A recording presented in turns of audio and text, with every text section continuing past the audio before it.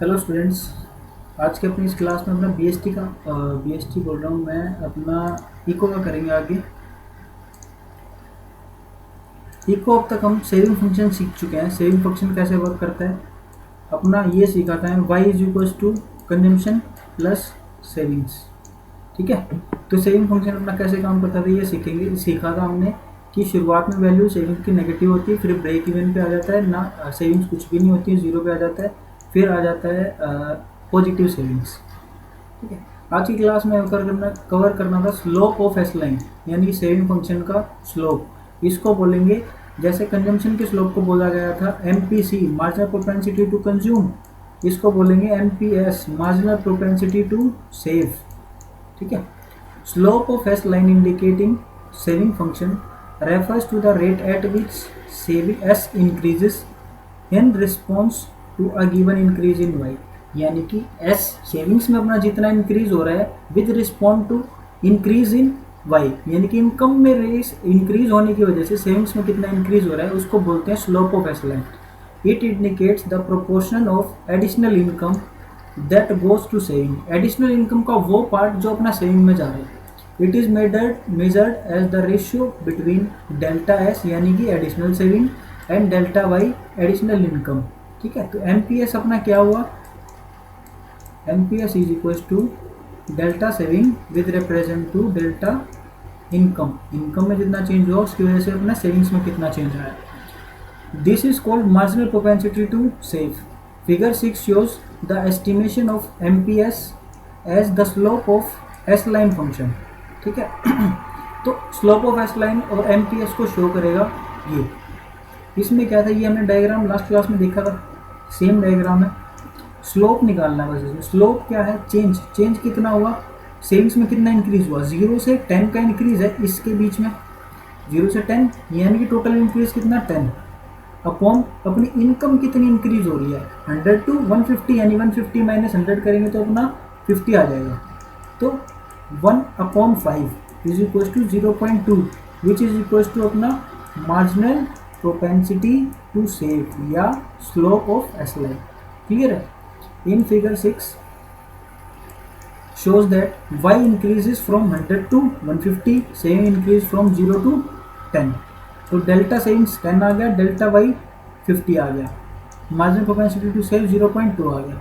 It shows that out of every additional rupee of income में अगर 1 रुपये का इंक्रीज होता है तो उस 1 रुपये का 20% यानी कि 0.2 वो कहाँ ट्रांसफर हो जाएगा, वो अपना सेविंग्स में चला जाएगा। और हमने जब consumption marginal propensity to save देखा, कंज्यूम देखा था, MPC देखा था, उस टाइम पे क्या था, वो अपनी आ रही थी 0.8 यानी कि 80%। अगर अपनी इनकम 100 है, 100 इंक्रीज हो रहा है तो उसका 80% यानी कि 80 अपना कहाँ जा रहा था, कंजम्पशन में जा रहा था, और 20 जो बचा था अपना सेविंग में चला जाएगा। क्लियर है। तो मार्जिनल प्रोपेंसिटी टू सेव अपना क्या आया, ये आ गया 0.2 या 20%। This exactly matches with C function, C function से मैच करेगा। यानी कि अगर अपनी income y is equal to marginal propensity to consume plus marginal propensity to save, MPC समझ लेना इसको, और इसको MPS समझ लेना, यानी कि 0.8 प्लस 0.2, तो अपनी इनकम कितनी आ जाएगी 1।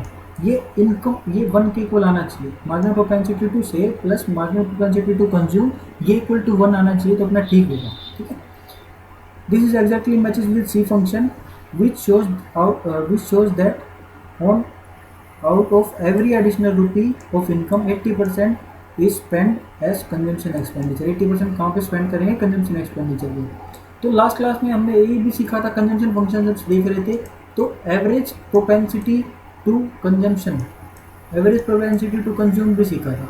तो अब इस केस में क्या सीखेंगे, APS, average propensity to save, ये भी सीखेंगे। इसमें क्या होता है, एवरेज का मतलब टोटल सेविंग्स में कितना इंक्रीज और टोटल अपनी इनकम में कितना इंक्रीज। और ये क्या था, average propensity to save, total consumption में कितना इंक्रीज अपॉन टोटल इनकम में कितना इंक्रीज। ठीक है, average propensity to save and marginal propensity to save are different concept, even with both indicate the ratio between savings and income. दोनों represent तो करते हैं सेविंग्स और इनकम के बीच रिलेशनशिप तो शो करते हैं, रिलेशनशिप तो शो करते हैं, बट कहीं ना कहीं दोनों चीज़ डिफरेंट है, क्योंकि एवरेज प्रोपेंसिटी टू सेव अपना टोटल में डील करता है और मार्जिनल प्रोपेंसिटी अपना चेंज में डील करता है। Average propensity to save is the ratio between total savings and total income, तो टोटल में डील कर रहा है, while MPS ratio between additional saving and additional income, additional income में कितना इंक्रीज होने की वजह से अपनी सेविंग्स में कितना एडिशन हुआ, तो ये उसमें डील कर रहा है। In figure 6 y is equal to 150 और सेविंग्स अपनी 10, तो टोटल सेविंग्स कितनी 10 और टोटल इनकम कितनी 150, तो ये रेट कितनी आई 0.067। और ऐसे ही अगर हम मार्जिनल प्रोपेंसिटी टू सेव निकालेंगे तो वो अपनी 0.2 ही आई थी लास्ट जब हमने निकाली थी।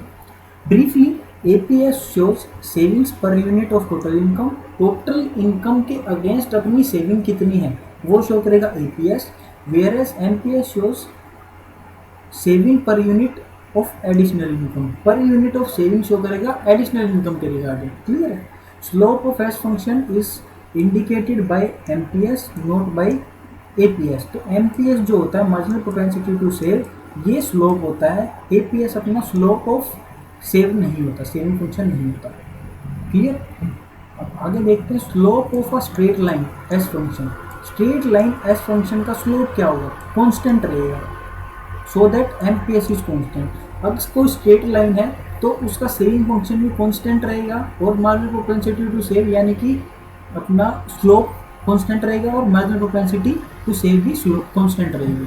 A straight line has a constant slope, so that a straight line s function indicates that it has a constant slope, तो straight line s function क्या शो करेगा, उसका slope क्या है, constant है, implying that MPS marginal propensity to save as indicated by slope of s line or s function must be constant corresponding to all levels of income, हर एक level of income पे constant रहेगा, income जितनी बढ़ेगी उसी ratio में अपना saving बढ़ेगी। Such as S function is called linear saving function, तो इसको लीनियर सेविंग फंक्शन बोलेंगे। ऐसा ही हमने लीनियर कंजम्पशन फंक्शन बोला था जब हम सी फंक्शन पढ़ रहे थे। It suggest that every time there is a rise in Y में यानी इनकम में हर टाइम जितना इंक्रीज हो रहा है constant proportion of it is converted into savings, तो उसका कॉन्स्टेंट प्रोपोर्शन यानी कि 0.2 यानी कि 20% अपना कहाँ ट्रांसफर हो जाएगा, सेविंग्स में ट्रांसफर हो जाएगा। Saving function is a linear and MPS is equals to 0.2.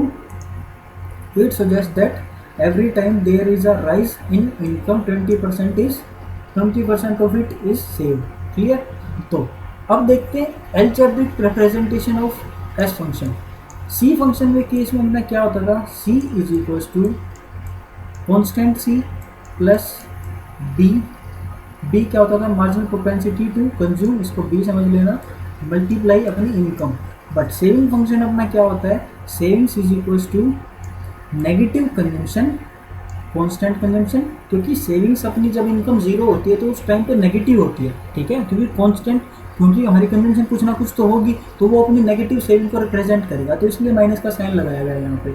और 1 minus B into Y, B क्या होता है, बी होता है marginal propensity to consume, MPC, ये क्या था अपना बी माना था हमने इसको, ठीक है। और हमें ये पता है कि MPC प्लस MPS ये 1 होता है, ठीक है। और 1 में से अगर MPC डिडक्ट कर देंगे तो 1 माइनस बी आ जाएगा यानी कि मार्जिनल प्रोपेंसिटी टू सेव आ जाएगा। तो ये 1 माइनस बी क्या रिप्रेजेंट कर रहा है, मार्जिनल प्रोपेंसिटी टू सेव, और इसमें बी क्या रिप्रेजेंट कर रहा है, मार्जिनल प्रोपेंसिटी टू कंज्यूम, ठीक है।